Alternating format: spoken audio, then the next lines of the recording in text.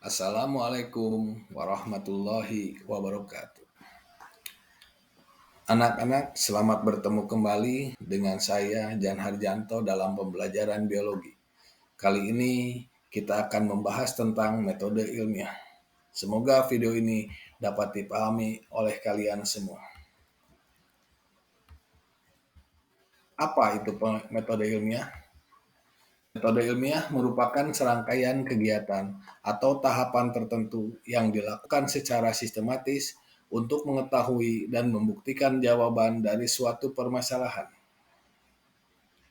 Metode ilmiah dalam biologi sangatlah mendukung karena dalam penerapan ilmu biologi mengenal adanya kerja praktek untuk mendapatkan suatu kesimpulan. Dengan adanya metode ilmiah, sebuah kerja praktek bisa dilaksanakan secara tersusun dan terarah. Metode ilmiah dalam biologi tidaklah jauh berbeda dengan metode ilmiah yang biasa diterapkan dalam ilmu-ilmu lainnya. Langkah-langkah metode ilmiah. Bagaimana melakukan penelitian? Apakah penelitian harus dilakukan dengan alat-alat yang canggih dan biaya mahal? Tentu saja tidak. Kita dapat belajar melakukan penelitian dari hal-hal yang kecil. Penelitian dilakukan dengan langkah-langkah ilmiah. Langkah-langkah dalam metode ilmiah adalah sebagai berikut. Yang pertama, observasi. Tahapan observasi ini dilakukan untuk menemukan suatu masalah. Dalam melakukan tahapan observasi atau pengamatan, ada dua cara yang dapat dilakukan, yaitu pengamatan kuantitatif dan pengamatan kualitatif. Yang berikutnya, menentukan rumusan masalah. Bagian ini bertujuan untuk menegaskan masalah yang hendak diteliti. Penulisan rumusan masalah biasanya diawali dengan penggunaan kalimat tanya. Contohnya, bagaimana pengaruh pupuk NPK terhadap pertumbuhan tanaman cabai? Yang berikutnya, mengumpulkan informasi. Mengumpulkan informasi bertujuan untuk memperkaya pengetahuan mengenai hal yang hendak diteliti. Sumber informasi bisa berasal dari website resmi, jurnal, buku, artikel ilmiah, dan sumber terpercaya lainnya. Langkah berikutnya adalah menyusun hipotesis. Hipotesis merupakan dugaan sementara atau bisa juga didefinisikan sebagai jawaban sementara dari rumusan masalah.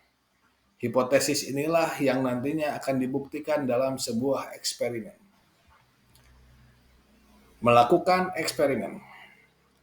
Setelah hipotesis disusun, langkah berikutnya yaitu melakukan eksperimen. Namun sebelumnya, seorang peneliti harus terlebih dahulu menyiapkan alat dan bahan yang dibutuhkan. Tidak hanya itu, peneliti juga harus menyiapkan kelompok percobaan. Adapun dalam metode penelitian biologi, kelompok percobaan terbagi atas kelompok kontrol dan kelompok perlakuan. Khusus untuk kelompok perlakuan bisa diberikan satu variabel atau lebih. Variabel merupakan faktor yang berpengaruh dalam eksperimen dan nilainya bisa berubah. Ada beberapa jenis variabel penelitian yang harus dipahami. Variabel bebas, variabel yang sengaja dibuat tidak sama dalam penelitian, misalnya perbedaan dosis pupuk. Variabel terikat, jenis variabel yang dipengaruhi oleh variabel bebas, contohnya tinggi tanaman cabai. Variabel kontrol, variabel yang sengaja dibuat sama, contohnya media tanam, sinar matahari. Langkah berikutnya, analisis data. Dalam melakukan penelitian, tentu seorang peneliti akan mengambil data sesuai dengan variabel yang sudah ditentukan. Data penelitian bisa berupa kuantitatif dan kualitatif. Untuk data kuantitatif harus diolah dengan bentuk tabel, grafik, atau diagram. Penyajian data model seperti ini bertujuan untuk mempermudah pemahaman pembaca. Selanjutnya, data-data tersebut dibandingkan dengan penelitian sebelumnya atau sumber literatur lain. Bagian terakhir adalah penarikan kesimpulan. Terdapat dua kemungkinan dalam penarikan kesimpulan, yaitu hipotesis diterima atau ditolak. Hipotesis diterima ketika hasil penelitian sesuai dengan hipotesis yang sudah dibuat.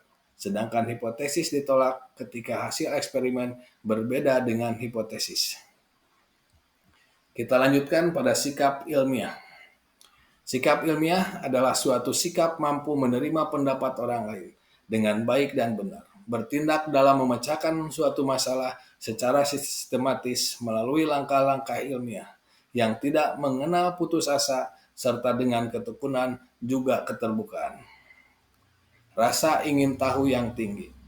Sikap ini diketahui dengan adanya berbagai pertanyaan yang muncul di dalam pikiran kita. Hal ini sebagai landasan sikap kritis. Yang kedua, kritis. Sikap ini bermaksud agar seseorang mencari informasi mengenai hal yang diilmiahkan sebanyak dan sebisa mungkin. Berikutnya, berpikir secara terbuka. Sikap ini diwujudkan dengan menerima seluruh argumentasi dari orang lain tanpa membantahnya, serta selalu bersedia menerima segala saran. Objektif. Sikap ini bermaksud memberitahu kepada sesuatu mengenai hal yang diilmiahkan tanpa melibatkan hal-hal pribadi. Menghargai karya orang lain. Sikap ini bermaksud untuk menghargai karya orang lain tanpa mengurangi rasa hormat kepadanya sebagai pemilik karya. Berani bertahan tentang kebenaran.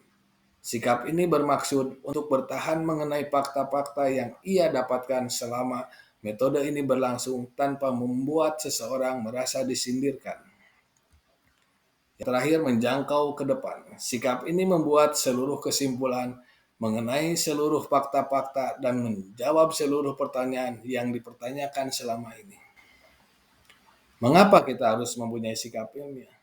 Intinya, ilmuwan harus bersikap ilmiah supaya hasil temuan dia dapat dipertanggungjawabkan kebenarannya dan supaya teori dia tidak mudah digulingkan oleh orang lain. Demikian video tentang metode ilmiah, semoga bermanfaat bagi kalian semua. Terima kasih. Wassalamualaikum warahmatullahi wabarakatuh.